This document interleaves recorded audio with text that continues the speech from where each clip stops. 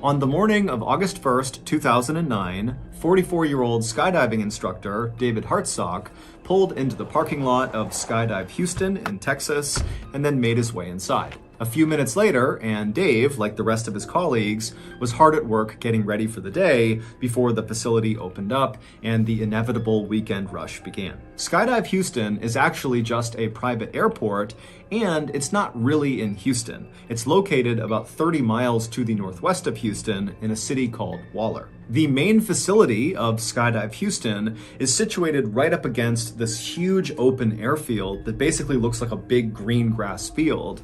And the main facility itself is comprised of several large buildings, one of which is a huge hangar that contains the Super Twin Otter airplanes, which are the little aircraft that bring the skydivers up so they can jump out. Because Skydive Houston offers something called tandem jumping, it gets a lot of first-time jumpers. Tandem jumping is when a skydiving student attaches to the front of their instructor. Literally, they're buckled onto them, and then the two of them leap out of the plane together, with the student never detaching from the instructor. This method allows the student to just kind of go along for the ride and have no responsibility, while the instructor who's attached to them does everything. They make sure they're both stable in the air, they're the ones that pull the ripcord to deploy the chute, they're the ones that land them safely on the ground. And so obviously, tandem jumping really appeals to first-time jumpers. Dave had finished his 3-year-long training course to become a certified skydiving instructor just a few months earlier.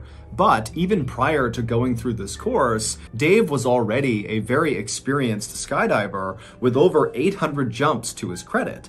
And the reason he had so many jumps is because Dave loved skydiving. It had given his life a focus that really nothing else ever had. Dave had always been a kind of average guy. He lived in a very modest house in a suburb of Houston, and for much of his life, he had worked very normal blue-collar jobs, like he had been a cook at 2 different chain restaurants, he had managed a grocery store, and he also had worked at a soda bottling plant. Dave was divorced and had no kids, but he had a really good group of friends who liked to go to bars and go bowling and play darts. And while Dave was never really unhappy with the way his life was going, as he started to creep into his 40s, he couldn't help but think, I haven't really done anything big or important in my life. And so in 2004, not long after Dave got divorced, one of his good friends asked him if he wanted to go skydiving with him to celebrate that friend's 40th birthday. And Dave immediately thought to himself, this is it. This is a chance to do something big with my life. And so he told the friend, yes, I'd love to go. And after that first jump that Dave did with his friend, Dave was hooked. Whenever Dave was falling through the sky at over 100 miles per hour, it was like nothing else in the whole world even existed. Life became very simple and beautiful. The manager at Skydive Houston saw Dave come in every weekend for years to do all these jumps, and finally, he just offered Dave a job. And so that was how Dave left the soda bottling plant to become a skydiving instructor. So, August 1st, 2009 was a Saturday, and Saturdays at Skydive Houston were incredibly busy with basically non-stop tandem jumps all day. Whenever Dave was not working, so he was jumping on his own, he would always pack his own parachute because, like many other skydivers, he liked to make sure it was done exactly right. But when Dave was working, especially on Saturdays when it was so crazy busy, he didn't have time to pack and repack his parachute after every single jump because he was constantly being sent up again and again and again to take another student. And so instead, he would take one of the pre-packed parachutes that were left out for instructors inside of their clubhouse. That particular Saturday in August of 2009 went very quickly, with Dave going up one after another with different students and jumping out and pulling the chute and landing safely over and over again. And then finally, at the end of the day, right around 4 o'clock, when Dave was getting ready to be done for the day, his manager came up to him and said, "Hey, do you mind doing one more tandem jump?"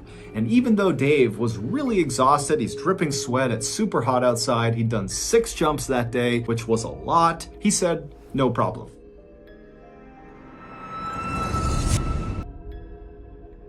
And so the manager introduced Dave to a short blonde woman who was visibly nervous named Shirley Diggert, who was there to celebrate her 54th birthday by skydiving for the first time. Her husband, her son, and her 3 grandkids were also there to watch her from the ground and take pictures, and her other son, who was celebrating his 30th birthday, he too was going skydiving. As soon as Dave walked up to Shirley, he grinned and stuck out his hand, and he made the same kind of corny joke he always made with nervous first-time jumpers, and that was, "Don't worry, you're gonna be just fine. You're gonna be strapped to me, and I'm not about to let anything happen to myself." And so Shirley laughed, and she did seem like she was a little bit at ease. And so Dave patted her on the shoulder, and then he walked over and he grabbed one of the pre-packed parachutes off the wall. These chutes actually contained 2 parachutes inside of the backpack. There was the main chute, which typically is the only chute that gets deployed on a jump, and then there was the reserve chute, which is a little bit smaller and is not normally used unless there's some sort of emergency where the main chute fails. After every jump, because the main chute has been deployed, it gets repacked and stuffed back into the backpack. But the reserve chute, because it almost never gets deployed, just stays packed. And so Skydive Houston, like basically every other skydiving facility, has certified technicians come in periodically to test the reserve chutes inside of the bag to make sure they're still packed exactly right.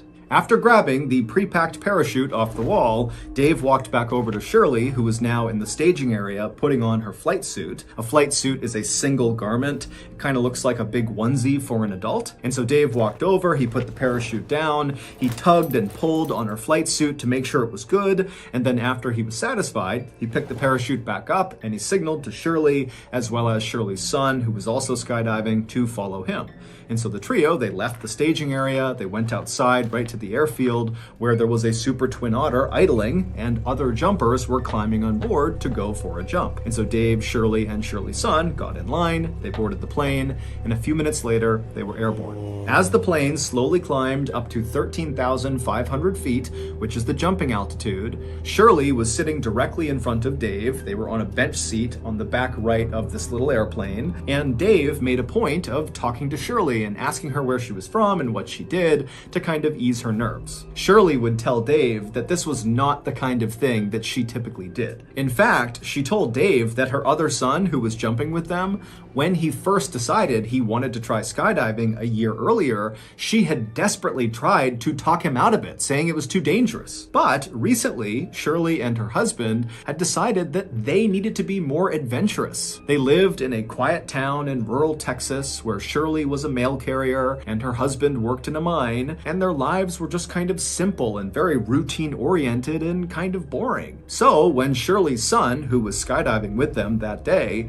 had asked Shirley to go skydiving on her 54th birthday, she saw it as an opportunity to break the mold and do something adventurous, and so she said yes. And so Dave told Shirley about how he had discovered skydiving much the same way she had, and they really bonded over that. About 20 minutes after takeoff, all the tandem jumpers on the plane were now attached to their instructors, so Shirley was now buckled onto Dave. And then when they reached 13,500 feet, the jumping altitude, one of the instructors slid open the side door. It was time to jump. And the first one who was jumping was Shirley's son. And so from all the way back in the plane, Shirley called out to her son, "Have a good jump, I'll see you on the ground," as her son kind of waddled to the edge of the door with his instructor, and the two of them jumped out and disappeared into the air below. Next up was Shirley. So Dave told Shirley very calmly to stand up, and so they did. They stood up right next to their bench, and then before they waddled towards the exit, Dave, for what felt like the millionth time, checked to make sure he really was securely fastened onto Shirley, and then Dave tapped his ripcord right behind him, kind of like muscle memory, reminding himself where to go. He tapped his knife on his shoulder. He kind of just felt his equipment, and then feeling ready, he said, "Okay, Shirley, let's go." And then the two of them kind of waddled their way towards the front of the plane where that door was slid wide open, and then they turned, so Shirley's feet were right on the edge, basically looking out into the sky right outside. And so it's really loud, it's very windy, and Dave is right in Shirley's ear saying, "Okay, I'm gonna count to 3 and we're gonna jump." And then Dave reached forward, he pulled Shirley's head back so she was looking up because he didn't want her to look down when they leapt out, because for some people that will cause them to panic when they see the ground. And so with Shirley's head back, Dave very calmly said 1, 2, 3, and then very gracefully, the two of them jumped out. From the moment you jump out of a plane at 13,500 feet until you touch the ground, it takes maybe 2 to 3 minutes with about 30 seconds to a minute of actual free fall. But that 2 to 3 minutes is so intense, it feels like it's 20 minutes long. And this was what Dave loved so much about skydiving, that intense presence you feel, that you're really in the moment. There's nothing else you can think about. It's just you careening through the sky towards the earth. It's incredible. Dave had actually had a number of close calls in his life. Like a few years earlier, he had been riding his motorcycle when somebody hit him in their car and he fractured his skull. And then not long after that accident, he was in another accident where he fractured his spine. And after each of those 2 accidents and a few others, the only thought in Dave's mind was, oh my goodness, I hope I can skydive again. And miraculously, he had been. He had made full recoveries and he was back to skydiving each time. And so now, whenever he jumped out of a plane, he just felt so lucky. The plan for that evening's jump was for Dave to rotate them 360 degrees 3 separate times so Shirley could get a full look down across Houston and all over Texas and just kind of see the world around her from so high up in the air. And then, whenever Dave noticed that they were at 5,000 feet using his wrist altimeter, which is basically like a watch that tells you how far you are from the ground, Dave would pull the ripcord, the main chute would deploy, and they would float gently down to the ground. And at first, that is how this jump went. After they exited the plane, they stabilized in the proper horizontal position with Shirley in front, her stomach pointing toward the ground, and Dave obviously right behind her, controlling the skydive. And then after a few seconds, Dave slightly changed his body position and began rotating them 360 degrees so Shirley could look down and see all the highways and cars and barns and houses and the city off in the distance.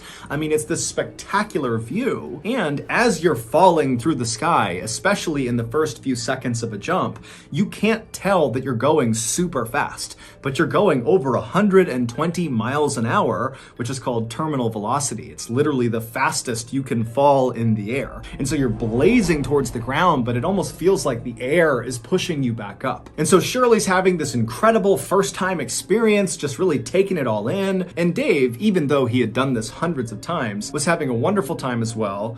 But Dave really was just focused on his altimeter because when they hit 5,000 feet, he needed to pull the parachute. And so they're cruising along, Dave's checking his altimeter over and over again, and then finally he sees 5,000 feet. He quickly looks around him to scan for any other jumpers. He's clear, and so he reached back and he pulled his ripcord handle for his main chute. Now, normally when you deploy your main parachute, depending on what kind of parachute you're using, there's actually kind of a slow unfurling. It's not like suddenly the chute is deployed and then you just stop. That would not work. You'd get destroyed every time you skydive.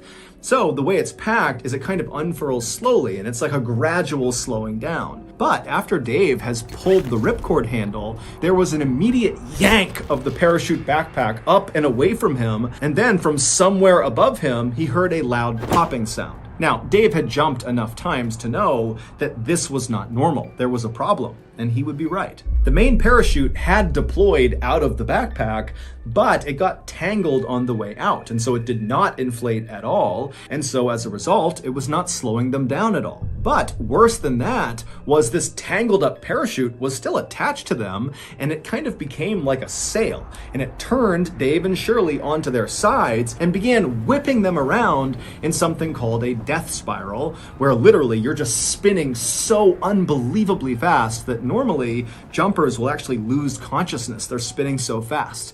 But Dave, being a very experienced skydiver, he tried to stay calm. He tried to track his way out of this death spiral, which is when you put your arms and legs straight and try to go in a straight line through the air, but it didn't work. He just kept on spinning faster and faster, and at this point, Shirley, she's practically losing consciousness. She's yelling what's going on, and Dave is just trying to stay calm. He's still trying to get out of it, but he knows there's no way. But Dave remembers he has 2 knives, and so he decides he's gonna cut away this tangled main chute and then deploy his reserve chute, because you don't want to open your reserve directly into a tangled parachute. And so he reaches up, he's spinning, remember, he reaches up and he grabs the first knife. However, the lines of the tangled parachute had actually tangled on his shoulder strap where that first knife was, and so he literally couldn't get to the knife. And so now they're below 5,000 feet. They're at like 4,000, closing in on 3,000 feet. I mean, they're coming close to the ground here, and they don't have a canopy. But Dave, he stays calm. They're spinning around. He can't get that first knife, and so he reaches for the second knife, which was placed in front of Shirley. But because of how quickly they were spinning, he couldn't quite get his arm out to grab the second knife. It was just impossible to grab it. And so without any other options, Dave had to pull his reserve chute, knowing it was going to go straight into this tangled mess right above them. And so the reserve chute, it deploys, and it does work, at least at first. There's that gradual slowing down sensation that Dave immediately feels. Their spin begins to stop, and for a second, it seems like they're going to be saved by this reserve chute, because by now, they're only about 2,000 feet from the ground. However, the worst case scenario happens to Dave and Shirley. As soon as their reserve chute was up over their head, inflated, their main chute suddenly caught air and inflated as well. So they had two parachutes. Now, you can land with two parachutes, absolutely. However, sometimes in a worst case scenario, the two parachutes will catch wind going in opposite directions. So basically the parachutes will go out to either side of the jumper or jumpers if it's tandem, and then you basically have wings that aim the jumpers straight at the ground. It's like an accelerant. It causes them to literally speed up straight towards the ground. And once you start moving in this position, which is known as a down plane, it's almost impossible to get out of it because the faster you go, the more inflated these two parachutes become. And so Dave knows they are less than 2,000 feet from the ground. They're in a down plane, which is almost always fatal. And so all he can do is try to get out of the down plane. And so Dave, with all his might, he begins yanking on the different lines of both parachutes, and he manages to get them out of the down plane, which is nearly impossible to do. He does it. And then both parachutes collapse. And suddenly, Dave and Shirley have no parachute, they're less than 1,000 feet from the ground, and they are falling once again over 100 miles per hour straight down to the earth. Now, at this moment, Shirley is crying, she's screaming, she doesn't know what's going on, and Dave has this incredible sense of calm come over him. Years ago, Dave had given up on the idea of ever having a family or of having kids. He was a really good guy who would have been a great father, but it just wasn't in the cards for him. Instead, Dave had found skydiving. Oftentimes, Dave would stay late at Skydive Houston and just sit around the campfire with the other instructors and the other jumpers and drink beers and eat burgers and tell stories. And sometimes Dave would even sleep the night at Skydive Houston because he didn't want to go back home to his empty 3-bedroom house where all he wanted to do when he was there was go skydiving again. But now, literally staring down his own death, knowing that it's going to happen any second, the only thing he could think about was Shirley. He didn't care if he died. He felt like he had found his calling. If he died doing it, so be it. But Shirley, her husband, her son on the ground, her son skydiving, her 3 grandkids, they're gonna see Shirley hit the ground and die. He just couldn't handle it. He thought, I have to do something to protect Shirley. And with only a few hundred feet to the ground, Dave yelled to Shirley, tuck your knees up. And Shirley immediately did it. She threw her knees up, and as she did, Dave pulled back as hard as he possibly could on the risers and the toggles in an attempt to switch places with Shirley. Shirley was in front of him. Her body's gonna hit the ground first. Dave flipped them around so that his back was gonna hit the ground first. He was going to sacrifice himself to maybe save Shirley. When they hit the ground, people a quarter mile away heard their impact. And when they hit the ground, all of Shirley's family saw it. Everybody saw it. They went running over to the crash site. And when they got there, there was this tangle of bodies and this parachute. And as they're staring at it, they watched one of the bodies move. It was Shirley. She was alive. After paramedics arrived, they cut her off of Dave's body and they rushed her to the hospital where she had serious injuries. She had several broken vertebrae and very significant internal injuries, but none of them were life-threatening. She would survive. However, 3 days after arriving in the hospital, Shirley got devastating news. Dave had been rushed to the hospital as well right after Shirley had, but he finally had succumbed to his injuries and passed away. Dave's last-ditch maneuver had worked. He had saved Shirley's life at the cost of his own. However, not long after Shirley and her family found out about Dave's death, they got another call, and this time it was to tell them that the news about Dave's death was premature. He was not dead. However, he was paralyzed from the neck down. A few weeks later, after Shirley got out of the hospital, she immediately went to the intensive care unit where Dave was being treated to see him for the first time since their accident. And when she saw him, he was sitting in a wheelchair covered in tubes and wires, and she just stood there looking at him. And Dave, when he saw Shirley, he just started to cry. At this point, Shirley walked up to him, she gave him a hug, and she said, "I love you." Today, Dave and Shirley are still friends. Shirley has recovered completely because of Dave's heroic act. Dave, on the other hand, remains paralyzed and only has a little bit of feeling in his right arm. He now lives in Texas with his mother, who looks after him full time, and they desperately need our support. My family has already made a donation to his GoFundMe page, and I hope some of you will do the same thing. You can find his GoFundMe page in the description below, and after speaking with him, he assured me that all of the donation money is being used to take care of himself. He has a lot of care that he needs, his mom can't do it alone, and so anything we give them is just making his life a little bit easier.